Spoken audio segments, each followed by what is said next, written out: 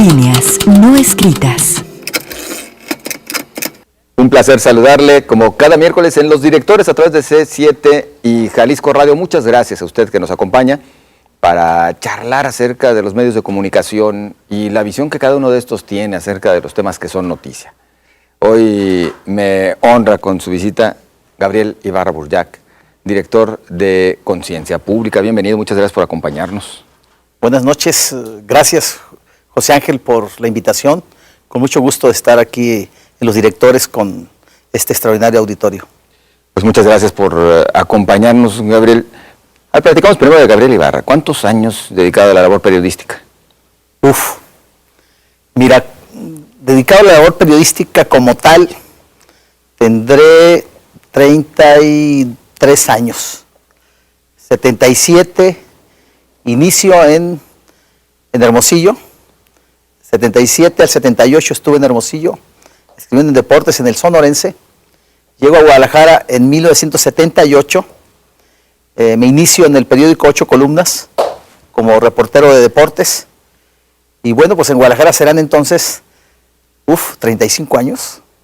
Cumpliré el 8 de mayo, 35 años en Guadalajara, 36 años de hacer periodismo. Y sería entonces 38 años, considerando los 2 años que estuve en Hermosillo en el Sonorense. ¿Y en Guadalajara cuántos medios de comunicación? En Guadalajara pocos medios. Hasta eso que soy muy consistente. Me inicié en el periódico 8 Columnas. En el 78 estuve hasta el 86. Y luego inicié con un grupo de amigos periodistas un proyecto Conciencia Pública, con Héctor Morquecho, Rubén Bautista, Joaquín Enciso. Ahí estuve cerca de 10 años. Luego regreso a 8 Columnas, en el 96, 97 regreso a 8 Columnas, de asesor del director general. Estuve hasta el 2006. Luego estuve en México de coordinador de la Organización Editorial Mexicana y director del Sol de México. En el 2008 regreso a Guadalajara y reinicio el proyecto de Conciencia Pública después de una primera etapa de 10 años y me toca esa segunda etapa en la que estoy ahorita con Conciencia Pública, el semanario Conciencia Pública, pero durante ese tiempo pues me ha tocado escribir en diversos medios del país. Estuve de secretario técnico de la Asociación Mexicana de Editores durante cerca de 10 años y ahí me tocó trabajar mucho con medios en el área de capacitación, defensa de libertad de expresión y temas pues relacionados a los medios de comunicación, organización a nivel nacional y algo también en la Sociedad Interamericana de Prensa, me toca en la CIP, me tocó también participar mucho impulsando programas Prensa Escuela de cómo usar el diario como herramienta didáctica en el salón de clases y un programa de valores, el diario como herramienta didáctica para enseñar valores en el salón de clases, apoyando a los maestros, ¿no? Fíjate, hablar de valores hoy en día es casi hablar de lo desconocido, ¿no? Es hablar de lo desconocido por la crisis que vivimos, ¿no?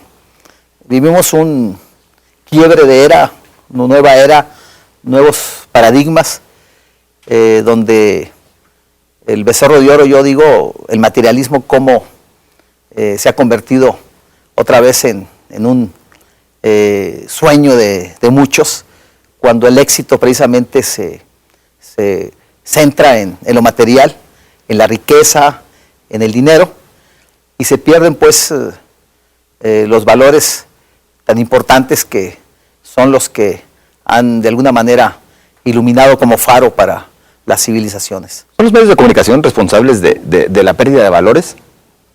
Yo creo que los medios de comunicación son expresión de lo que es la sociedad. Entre el deber ser, entre una misión que se tiene los medios de comunicación, pues debería de considerarse los medios de comunicación como empresas sociales de compromiso con la sociedad, ya que pues son muy diferentes a cualquier otro tipo de empresa, donde disputan muchas cosas. Aquí, precisamente por la naturaleza, la materia prima que es la que trabajamos, que es la información, debería tener un sentido social. Yo creo en el periodismo de sentido social, de compromiso social. Así debería ser. Pero yo creo que son pocos los medios que tienen esa misión, ya que los medios realmente se convierten en instrumentos del poder, del ejercicio del poder. Se dice pues que el que paga manda. Entonces los medios finalmente pues van muy tomados de la mano del ser humano, de dominio, de control.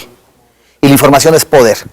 Entonces, para que un medio pueda funcionar, pueda circular, esté en el espacio, pues se requiere de dinero, de recursos, y finalmente pues los que tienen el dinero compran medios, y lo hemos visto pues lo que ha venido sucediendo en el mundo, la concentración de medios, cómo se ha dado la concentración de medios, y son los que de alguna manera pues manejan la información y están muy relacionados con el poder.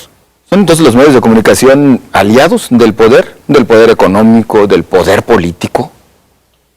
Son instrumentos,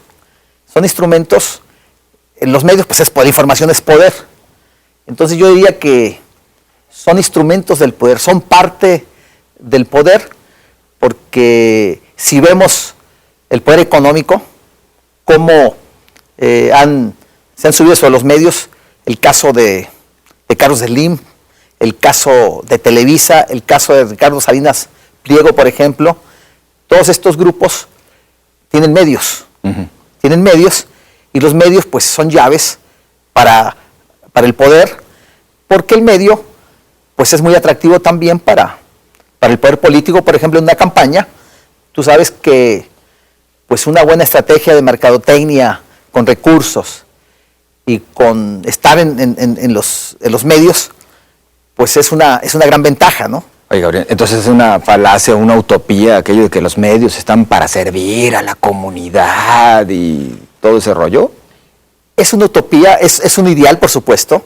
Hay quienes creemos que, por supuesto que un medio es negocio, tiene que ser autosuficiente, pero el asunto es que finalmente, pues, ese ideal, pues ahí queda, y son contados los casos en donde se puedan dar esos espacios en los cuales pueda ese ideal plasmarse, pero los hay, por supuesto que los hay. Sin Claro. embargo, los que dominan son los grandes medios y el poder económico, que ahí está presente. ¿Nos permites una pausa? Claro, por Y continuamos platicando con Gabriel Ibarra, director de el semanario Conciencia Pública. No se vaya, estamos en Los Directores.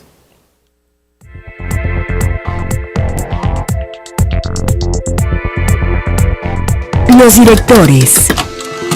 Líneas no escritas.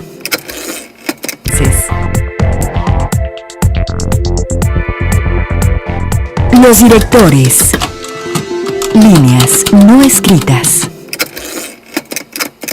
Son las 7:16 para usted que nos acompaña desde el automóvil a través de Jalisco Radio. Muchas gracias. Gracias por su preferencia. Y bueno, platicamos con Gabriel Ibarra, director del semanario Conciencia Pública. Un semanario hoy en día. A ver, para empezar, ¿es negocio? Bueno, pues cuando menos no pierdes, ¿no? Que digas es negocio, pues no, así como tal, que se haga agua a la boca, pues definitivamente no. Se batalla, es un esfuerzo editorial, empresarial, difícil, pero ya cumplimos prácticamente 5 años y creo que en este primer lustro ha madurado. Ha madurado y ha valido la pena el esfuerzo, ya que los periodistas tenemos fama de que somos malos empresarios. Cierto. Porque los periodistas le damos atención primordial al tema informativo. la noticia, el reportaje, la denuncia, los artículos, etcétera. Pero olvidamos que esto es una empresa y como tal tiene que manejarse donde hay áreas administrativas, área de circulación, área de mercadotecnia, área de administración, contabilidad, tienes que pagar impuestos, tienes que estar al día para que pueda funcionar como empresa.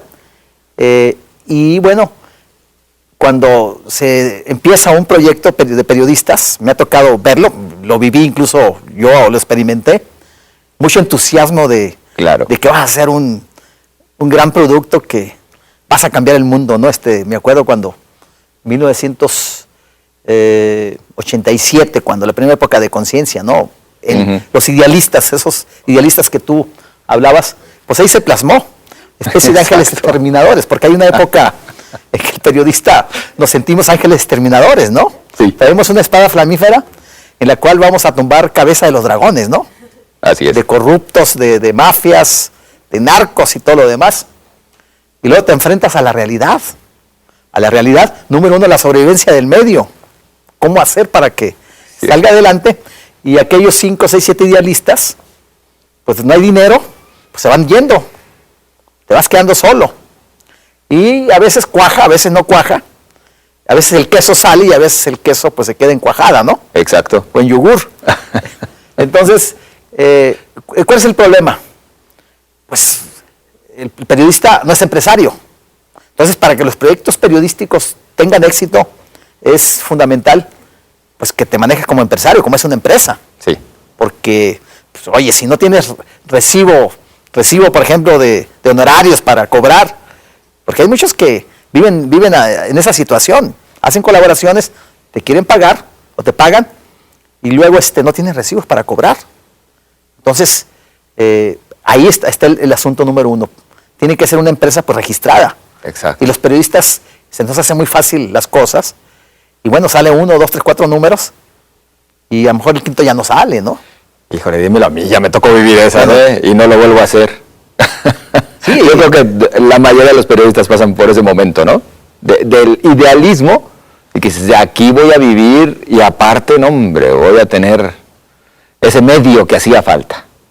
Sí, recuerdo cuando nace Conciencia, José Ángel, recuerdo, yo era soltero, no me había casado, porque también la vida te cambia, la perspectiva de la vida te cambia. Cuando te casas, tienes hijos, Sí. la vida la ves de una forma y de otra forma después. Cuando no tienes hijos, cuando eres soltero, bueno, pues se te hace fácil todo, ¿no? Periodísticamente es cuando te sientes ángel exterminador. Después ya, cuando te casas, tienes hijos, o cuando maduras, la vida la empiezas a ver de otra forma. Ves el mundo real, como dice Joaquín López Dóriga, el México real. Entonces empiezas a ver el mundo real y si impulsas proyectos editoriales, pues al principio dirás, no, pues es muy fácil. Pero luego cuando tienes que pagar, si es una impresión, tienes que pagar, si tienes reporteros, tienes que pagar reporteros, circulación, pues ¿de dónde vas a sacar el dinero? Pues tienes que vender. Claro. Y luego resulta que hay quienes te ofrecieron que te van a apoyar con publicidad, amigos empresarios, gobierno, ayuntamientos, etcétera. Y resulta que no, ¿verdad? Que no hay. Sí. Entonces el proyecto, ¿qué pasa? Pues ahí queda el proyecto. Y luego te transformas en el otro, ¿no? De ser ese joven idealista, ese ángel exterminador, te conviertes casi en el demonio para esos jóvenes que van llegando después también a la labor periodística.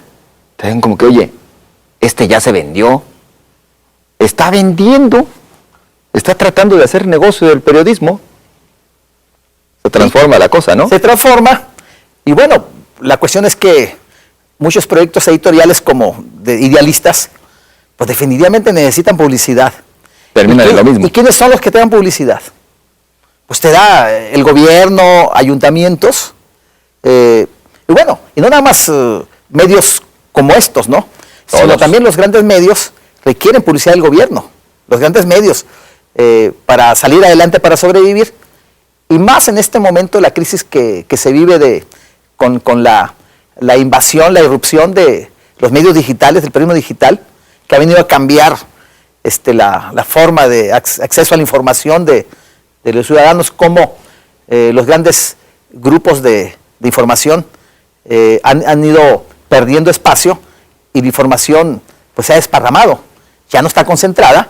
Gracias a esta tecnología, a las redes sociales, se ha venido dando un cambio y en esta situación pues los medios tradicionales, los medios impresos, viven una crisis que han tenido que cerrar, grandes medios han tenido que cerrar. Claro.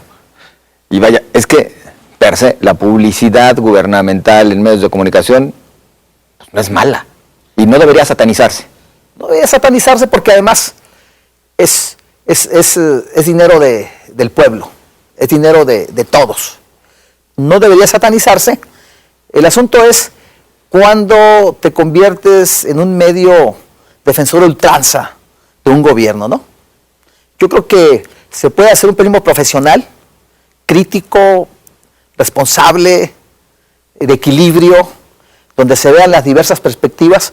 Porque, por ejemplo, en el informe de ayer del gobernador Aristóteles Sandoval, me pareció muy interesante el ejercicio en el que se invitó a 100 personajes de la Sociedad de Medios de Comunicación para que hicieran preguntas al gobernador y a su gabinete, ¿no? sobre temas específicos, y preguntas duras, preguntas críticas. Pero eso yo hablo de un diálogo civilizado que se da. Claro. Civilizado, donde se hacen críticas, pero también se reconocen acciones, programas que está impulsando este nuevo gobierno. Entonces, ese ejercicio me pareció muy interesante, que viene a refrescar las cuestiones del gobierno. Pero, por ejemplo, nos vamos a la glosa en el Congreso del Estado del informe del gobernador. El escenario que hemos visto lo podemos adelantar. ¿Qué va a pasar?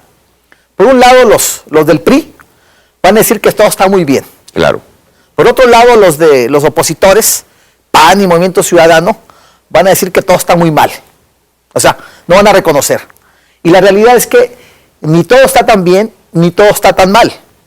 Hay cosas positivas, hay buenas acciones, buenos programas, y hay otros temas, problemas que no se ha avanzado, que ahí siguen, como es el tema de la justicia. Creo que la justicia es un tema que está muy estancado. El tema de la seguridad, hay una propuesta, hay un modelo para enfrentar a la criminalidad, que va a requerir tiempo para a ver si funciona, si da resultados. Entonces, en el ejercicio de ayer que vimos, creo que es muy positivo en ese sentido de los claroscuros que hay en un gobierno, ¿no? Y en el Congreso del Estado, que vamos a ver con los diputados, vamos a ver cosas muy buenas y cosas muy malas. Ni todo está bien, ni todo está mal, ni todo está perdido tampoco, ¿no? Y en ese sentido el medio tiene que saber reconocer lo que va bien y criticar lo que requiere avanzar. Y la pluralidad, ¿no? El dar espacio a las diversas voces. A veces le das espacio a uno, o a veces le das espacio a otro, y se te molestan unos, te molestan otros. Dice Conciencia Pública, pues ya está muy vendido Aristóteles. O le hago una entrevista al Faro, por ejemplo, le doy una portada y alguien me podría decir, pues Conciencia Pública está muy cargado a Movimiento Ciudadano. Sí. Ni una cosa ni otra. Yo creo que si hay aciertos de un gobierno, sea del color que sea, pues hay que tener la inteligencia y la sensibilidad para poderlo plasmar. Y también hay una lucha política, hay personajes que ahí están haciendo su tarea como críticos, también tienen que tener esos espacios. Entonces yo creo que los medios deben de presentar, tratar de retratar los colores que vive una sociedad, ¿no? Si retratas un color muy marcado sobre ese prisma, sobre ese arcoíris que tenemos, bueno, entonces el medio pues a lo mejor no tiene la aceptación de la gente, porque finalmente pues la fuerza de un medio, la credibilidad, te da ese profesionalismo que tú presentes en el mismo, ¿no? Exacto. Se acabó aquella época en la que sí existían medios que sacaban dinero entregándose por completo a un personaje o a un gobierno, o los que por el contrario lo sacaban a costa de golpear, de criticar, de denostar.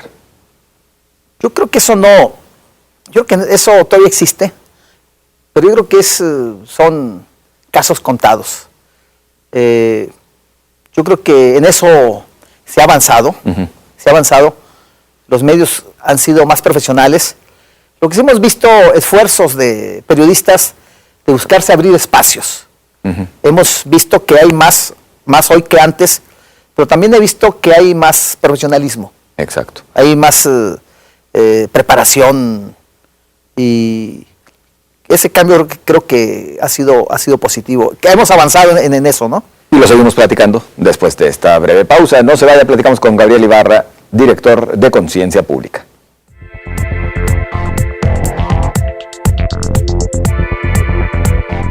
Los directores. Líneas no escritas.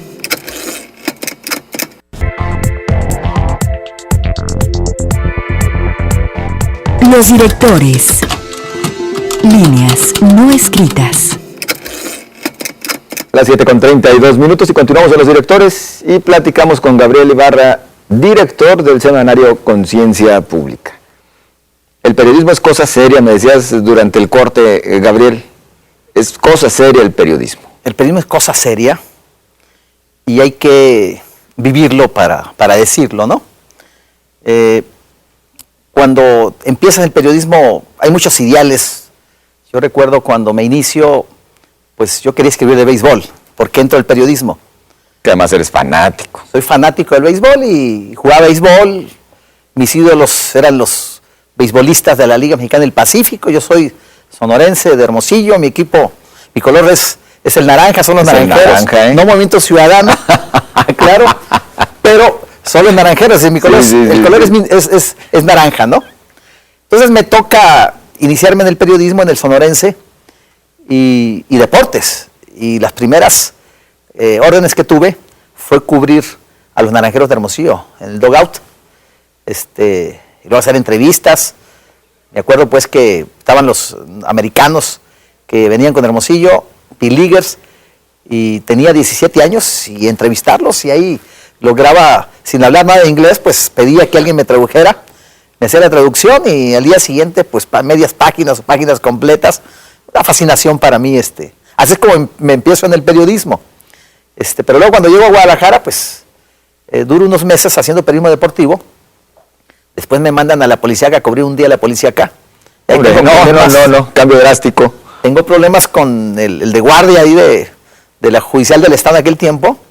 No me quería mostrar las actas y bueno, ya regresé a redacción. Las notas muy mal hechas, muy incompletas y me regaña el jefe de redacción y hasta me dice, no, esto está escrito con las patas, me dice, así me dijo, ¿no? Bueno, ahí me las corrigió y ahí más o menos salí adelante. Y ya cuando terminé le digo, ¿sabe qué? Si esto es periodismo, ahí nos vemos, le digo. Y no me gusta el periodismo. Sí, este periodismo no me gusta. Porque dicen pues que para ser un buen periodista hay que ser un buen reportero de policíaca. Yo eso no lo creo, ¿no? A mí me dolía el estómago, pues muertos, claro, y atropellados y descuartizados, etcétera, ¿no? Pues no, eso no. Entonces, bueno, ya después me toca el periodismo general, periodismo político, y en el ejercicio, pues, te toca, pues, estar cerca de los hombres y de las mujeres del poder. Hay momentos en que eso te afecta, te impacta, se da un efecto mimético, dicen, donde al ratito, si no tienes cimentados los pies bien sobre la tierra, pues al ratito te sientes tan poderoso como el que estás entrevistando, ¿no? Es parte de ese poder. Sí, el reportero de policíaca, pues lo ves, su vestimenta, ¿no? De chaleco, esclava, botas, cinto piteado y... Se siente judicial. Se siente judicial, ¿no? Y los reporteros de espectáculos, pues se sienten divas y por el estilo, ¿no? Lo vemos. Exacto. Entonces, bueno, y otros que les toca, pues, entrevistar al jefe de la policía, al gobernador, no sé, al alcalde, o personajes, pues, claro, importantes, a Manuel Cloutier de aquel tiempo. Entonces, bueno, pues, te marea. Claro. Hay quienes, yo digo, hay quienes se suben al ladrillo y sufren mareo de montaña, ¿no? Sí. Mareo de montaña, algo así, sufrió también, guardadas proporciones, Lady Panteones. Una descomposición, ¿no? Sí. Se sube al ladrillo y, bueno, se sentía gobernadora, dijo que iba a ser gobernadora, ¿no? El periodismo se da también ese fenómeno. Y recuerdo un maestro que tuve, director de 8 columnas, don José Luis El Chino García Montoya, un día una frase que me compartió un día. Mire, me dice, usted que trata mucho con políticos, no les crea tanto. No se le pegue lo malo, se le pegue lo bueno. Va a ser difícil, pero que se le pegue lo bueno. Pero mire, me dice, ellos tienen un problema y los periodistas luego en la relación que tienen con esos hombres del poder, se les pega, se da ese efecto mimético. Les sobra soberbia y les falta humildad, dice. Tienen una gran... están sobrados de soberbia y una gran carencia de humildad y no ejercen la autocrítica. Sucede, pasa, ¿no? Pasa, y hay periodistas que si te reclaman, porque bueno, a veces cometemos injusticias, una información equivocada que a veces por la rapidez podemos dar a conocer, y te reclaman, ¿no? Oye, Gabriel, te equivocaste, lo que estás diciendo es falso. Y a lo mejor Gabriel dice, bueno, sí, es cierto, es falso, y voy a rectificar, pongo la cara, acepto que me equivoqué. O también puede decir, ¿sabes qué? Pues no es cierto lo que tú dices y son mentiras las tuyas, y se agarra el choque, ¿no? Exacto. Y ahí saca ese personaje que te cuestiona o que te pide un derecho de réplica, saca bola negra, ¿no? Uh-huh. Entonces, eso se da, ese tipo de actitudes, que eso no debería ser. Gabriel Ibarra, en su trayectoria periodística, ¿ha enfrentado peligros personales a propósito de su labor? He enfrentado peligros, y los he enfrentado donde mi vida ha estado a punto de cambiar. Recuerdo cuando la primera época de Conciencia, sucede una información de cajón de relleno que me toca publicar. En aquel tiempo estaba de jefe de redacción de Conciencia el paletón, Guillermo Quiroga. Mi querido amigo Guillermo Quiroga era el jefe de redacción y el jefe de información era Gilberto Pérez Castillo. Entonces faltaba una página y me dice Guillermo Quiroga, oye Gabriel, falta una página para cierre de edición, un jueves en la noche. ¿Qué meto? A ver. Y le digo, mira, le digo, ahí está denuncia que hace tiempo me presentaron sobre una denuncia que había de un reo contra otro de que está amenazado de muerte. Preséntale, le doy una denuncia en este sentido. Haces la nota y públicala. Bien, lo hace. Y recuerdo que Gilberto Pérez Castillo me habla el sábado en la madrugada, con las 6 de la mañana, me dice, oye, si hay una matazón en Guadalajara, me dice. ¿Cómo? Le digo. Pues ya viste que esa página que Quiroga escribió de la denuncia, pues hubo una muerte, me dice, allá en Puente Grande. ¿Ah, sí? ¿De qué fue? ¿Mataron al que estaba amenazado de muerte?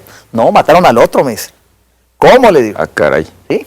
Bueno, viene el lunes, matan al otro, al que inicialmente estaba amenazado de muerte, lo matan, o sea, mueren los dos. Pero luego se matan una serie de abogados. Como 5 abogados se matan y otros se matan. Y bueno, yo estaba recién casado, mi hija recién nacida. Es cuando te digo cómo cambia la perspectiva. Vas a reflexionar qué hice, ¿no? Sí, porque la primera época antes de casarme recuerdo que publicamos reportajes, nos llegaba la información en sobres cerrados a la oficina, porque había muchas cosas que en ese tiempo no se publicaban. Ahorita se publica ya prácticamente todo en Guadalajara, pero en aquel tiempo eran contados los medios que le entraban a los temas candentes. Y una ocasión, un director que tuve, porque estaba trabajando en otro medio en ese momento, me dicen, oye, qué irresponsable eres. Habíamos hecho unas publicaciones que hemos hecho sobre mafias que actuaban, que invadían terrenos, que sí, invadían terrenos todavía, por supuesto. Y me dice, oye, me mataron a mi caballo y me tienen amenazado de muerte, me dice mi director. Le digo, qué casualidad, a mí no me han amenazado, a ti sí. Tienes que tener más conciencia, se llama conciencia pública. Tienes que tener más conciencia, tienes que tener madurez en ese sentido. Y yo, para mí me dije, bueno, si algo me pasa a mí, pues me llorarán mis padres, mis amigos, algunos amigos. Si tengo novia, pues la novia, pero no voy a dejar a nadie desamparado. Claro. Pero cuando me caso, tengo mi hija, y me sucede este hecho de esa información que publicamos, ahí sí me... De los abogados, cuando ya de los abogados, ahí sí tuve una gran preocupación, y ahí es donde cambié la perspectiva de la vida, ¿no? ¿Enfrentaste riesgos, amenazas directas? He enfrentado riesgos. Mira, el periodismo político aparentemente pues no conlleva peligro. En sí no conlleva peligro. El peligro es cuando tienes acceso a información de grandes grupos de poder.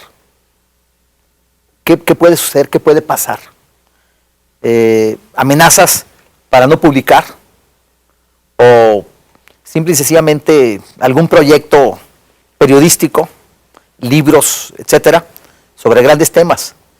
Entonces, yo he vivido esas situaciones de cables de alta tensión, así le llamo, que uno se puede electrocutar si no sabes darle un manejo serio y profesional a la información. ¿Se desechan? ¿Se les da la vuelta? Yo creo que el asunto es ser claro, ser profesional. Yo creo que el problema se da, cuando matan a un periodista, es porque no maneja con responsabilidad y con ética los temas. Hay quienes le quieren dar otro manejo a esa información y ahí es cuando vienen los problemas. Yo creo que en mi caso, si no me explotó esa información que me tocó vivir, fue porque más allá del asunto profesional periodístico, no pasé, ¿no? Entonces, ahí está. O también muchas veces la temeridad misma como uno le entra a un tema. Recuerdo el caso de Alfredo Jiménez de Hermosillo, el reportero del Imparcial que murió, que tiene ya creo que 10 años. Exacto. Era muy joven, tenía 24, 25 años. Se mete a publicar temas sobre narcotráfico, sobre lavado de dinero, empresarios, policías, etcétera. Y un día lo desaparecen, ¿no? Exacto. Desaparecieron. Ahí tiene mucho que ver la experiencia y la dirección del jefe inmediato, ¿no? Para ver lo peligroso que puede ser la información, cómo publicar la información o no publicar, porque a veces si está en peligro la integridad del reportero, de la familia, pues ¿para qué te metes? No publicar a veces también es responsabilidad. Claro que sí. Vamos rápido a la pausa. Regresamos con el último bloque en Los Directores. Los directores. Líneas no escritas.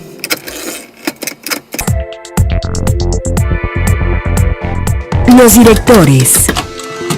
Líneas no escritas. Muchas gracias por continuar con nosotros en Los Directores. Platicamos con Gabriel Ibarra, director de Conciencia Pública, el semanario Conciencia Pública. Regresando a nuestro entorno, bueno, nada más permíteme, porque nuestra buena amiga Selene Guzmán, productora también aquí en C7, nos envió un tuit en el que nos dice que nuestro invitado pues debe estar contento. Sus naranjeros representan a México en la Serie del Caribe. Muy contento, además, muy buena actuación ha logrado Hermosillo. Ganó los 2 primeros juegos, los otros 2 ya los perdió, van 2-2, pero es semifinalista. El viernes empieza la final y mi vaticinio es que van a ser campeones porque traen un super equipo. Tu paisana. Es mi paisana, un saludo a mi paisana. En nuestro entorno, aquí en el estado de Jalisco, ¿cómo ves las cosas en la actualidad? Gabriel, después de 18 años de gobierno panista, llegan los priistas que cumplen ya este año. Ayer veíamos, transmitíamos, analizábamos el mensaje de Jorge Aristóteles Sandoval. ¿Cómo ves? ¿Cómo han ido las cosas? Yo veo que está bien ubicado Aristóteles Sandoval, tiene bien dimensionados los grandes temas de Jalisco. La agenda de Jalisco la tiene muy clara.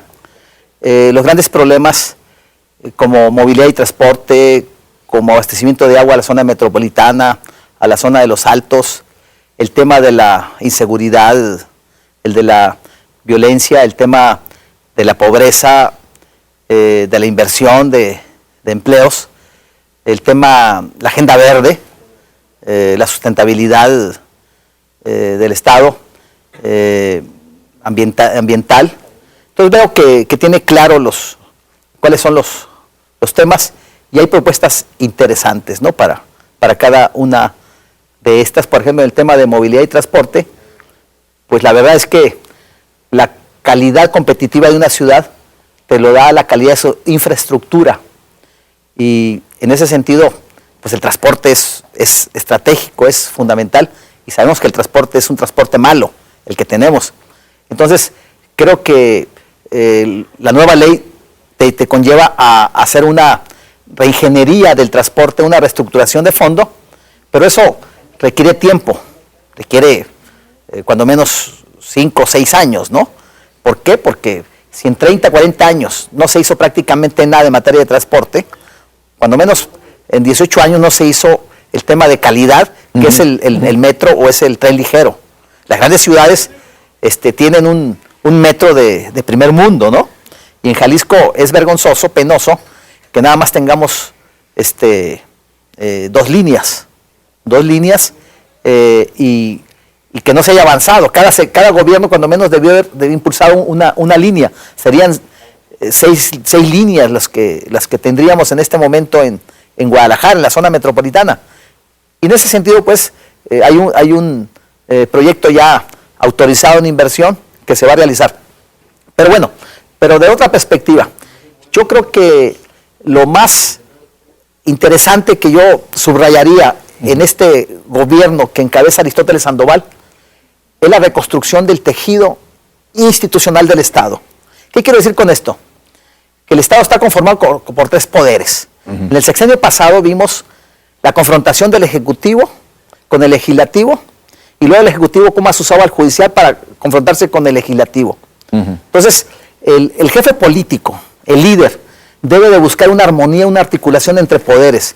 Si no es capaz de lograr esa armonía y si los poderes están confrontados, golpeándose unos con otros con un juego perverso, creo que difícilmente puedes tú lograr entenderte con otros sectores para impulsar el desarrollo estratégico del Estado, ¿no? Oye, en ese sentido, entonces, ¿aprecias riesgos por lo que se avecina en el 2015? ¿Riesgos de que el proyecto del gobierno del Estado se vaya al traste por intereses personales de algunos de los personajes inmersos en el gobierno estatal? Mira, yo creo que tiene 2 caminos el gobierno del Estado de Aristóteles Sandoval. Bueno, él tiene una misión que es hacer un gobierno trascendente, un gobierno que impulse el desarrollo del Estado. Para ello, pues se requiere tiempo, se requiere años. Un cambio no se da de la noche a la mañana, se requiere un proceso, ¿no? Para que los proyectos estos puedan cuajar. Puede ser que a mitad de gobierno el PRI pueda perder las elecciones intermedias. Se puede dar ese fenómeno. Sin embargo, eso no implicaría que se frene el desarrollo del Estado. Yo creo que el gobernador debe tener claro que su gobierno es a 6 años y que sus proyectos sean trascendentes y que vengan a que se mueva esa locomotora que es Jalisco, porque Jalisco tiene mucho potencial, lo tiene. Las regiones, hay regiones fuertes, pero ha tenido malos gobiernos perdidos con una visión muy chata, muy limitada de lo que es la función de un líder político. Oye, entonces nos estás diciendo que el PRI puede perder las intermedias, pero tú le ves continuidad al PRI en el 2018. Puede ser. ¿No estás así como que llevando ese camino? Hay quienes consideran que si el PRI pierde Guadalajara, por ejemplo, en las intermedias, que perdería el 2018. Yo no estoy tan seguro. El PRI puede perder porque, bueno, el ejercicio del gobierno implica desgaste. Cuando se toman decisiones implica desgaste. Entonces, yo creo que no la tiene segura el triunfo en el 2015. Finalmente, ¿qué es lo que conlleva al éxito de un partido político? Un buen gobierno. Creo que es el mejor argumento. Pero yo creo que los resultados de este gobierno, las inversiones, los grandes proyectos, van a cuajar hasta después de 2015. Yo no creo que estos proyectos puedan lograr electoralmente hacer atractivos a los candidatos. Yo no lo creo. Puedo estar equivocado. Claro. Pero yo veo que los proyectos que tienen van a empezar a verse, van a empezar a tener tonalidades hasta después del 2015. Por ejemplo, lo de la línea 1 de ampliarla y la línea 3, la construcción de la línea 3, se terminaría a finales del sexenio, la línea 3, que sería la magna obra, ¿no? La inversión mayor en la historia del Estado. Está el tema del agua. El tema del agua, a lo mejor en el 2015, se logra ya dotarle a la zona metropolitana 3 o 4 metros cúbicos más que requiere la la ciudad. Eso puede ser positivo. Está el tema de la seguridad. Si el tema de la seguridad logran bajar los índices delictivos de alto impacto y alta incidencia, bueno, eso puede ayudar a los candidatos de que este gobierno sí puede, definitivamente. El tema de la corrupción, también, si convencen que no hay impunidad y hay acción contra aquellos que le hicieron al Estado, que se enriquecieron del pasado gobierno, bueno, también ese puede ser un elemento que ayude. Entonces, dependerá también de las acciones que haga este gobierno, ¿no? ¿Dónde ve Gabriel Ibarra, por ejemplo, al Partido Acción Nacional? Al Partido Acción Nacional, yo creo que no ha tocado fondo, como hoy lo señalaba Francisco Ramírez Acuña. El Partido Acción Nacional tocará fondo en el 2015 y creo que en el 2018 podría empezar a levantarse. Yo creo que el Partido Acción Nacional debe tener una visión de mediano y largo plazo y no una visión de corto plazo de chambas, de alianzas. Gana más Acción Nacional yendo solo, tocando fondo, que haciendo alianzas con otros partidos políticos. Yo creo que debe de pagar el costo como lo pagó el PRI. El PRI tardó dos sexenios para regresar. En Jalisco 3 sexenios. A nivel nacional 2 sexenios. Pero el PRI se aguantó, cayó al tercer lugar en la elección presidencial pasada, cuando gana Felipe Calderón, y luego regresa. Entonces yo creo que el Partido Acción Nacional tendrá futuro, pero tiene que tocar fondo, tienen que pedirle perdón a la sociedad que no ha visto esa soberbia presente está. Claro. Entonces, pero yo lo veo que 2015 puede estar en tercer lugar y no le veo por dónde pueda lograr competir por el primer lugar. Con los 2 minutos que nos quedan, hablando de las izquierdas, tendríamos que hablar por separado en el caso Jalisco de PRD y de Partido Movimiento Ciudadano, que a veces dudo que sea izquierda. ¿Dónde los ves? ¿En qué escenario ves a ambos? Yo creo que Movimiento Ciudadano está en lo suyo, no es izquierda, por supuesto, es un pragmatismo. Hay un liderazgo, hay quienes le llaman el caudillo de Enrique Alfaro, ¿no?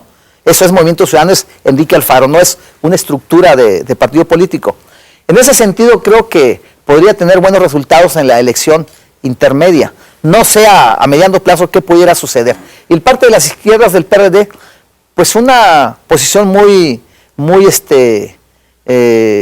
baja como la ha tenido, ¿no? No veo cambio y transformaciones en ese sentido. Entonces yo veo que podrá darse la disputa sería mucho entre PRI y entre Movimiento Ciudadano.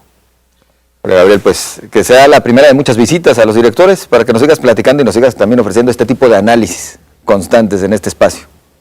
Gracias, José Ángel, con el gusto de poder participar en tu programa y compartiendo visiones sobre cómo vemos a Jalisco. Te felicito y creo que es un buen espacio y te agradezco esta invitación. Hombre, el agradecido soy yo y para que también nos sigas platicando acerca de esta labor del periodismo, que hay quienes pues tampoco le den futuro, pero yo sí creo que tiene mucho por delante. No, y estamos en un proceso de aprendizaje también con las nuevas tecnologías, ¿no? Y que además hay que entrarles, ¿verdad? Hay que actualizarnos. Está metidísimo. Hay que actualizarnos. En las redes sociales, por ejemplo. Ha sabido convivir completamente con estas. Tenemos que estar ahí y aprender. Hemos pasado de la máquina aquella Olivetti a estar manejando estas cosas de manera constante, ¿verdad? Nos cambió completamente. Y si quieres, en los próximos programas platicamos al respecto. Claro que sí. Pues Gabriel, muchísimas gracias de nueva cuenta. Gracias a ti. Muy amable. Y también gracias a usted por el favor de su compañía, que es en la programación de C7 y de Jalisco Radio. Yo lo espero la próxima semana en Los Directores, con otra charla que esperemos resulte de su pleno interés. Esperamos su participación. Yo le recuerdo mi cuenta de Twitter, José Ángel GTZ. Le recuerdo también la cuenta en Twitter C7 Directores para que nos haga llegar sus comentarios y sus propuestas para este espacio. Así que esperamos esta interacción con ustedes. Muchas gracias. Pásela bien.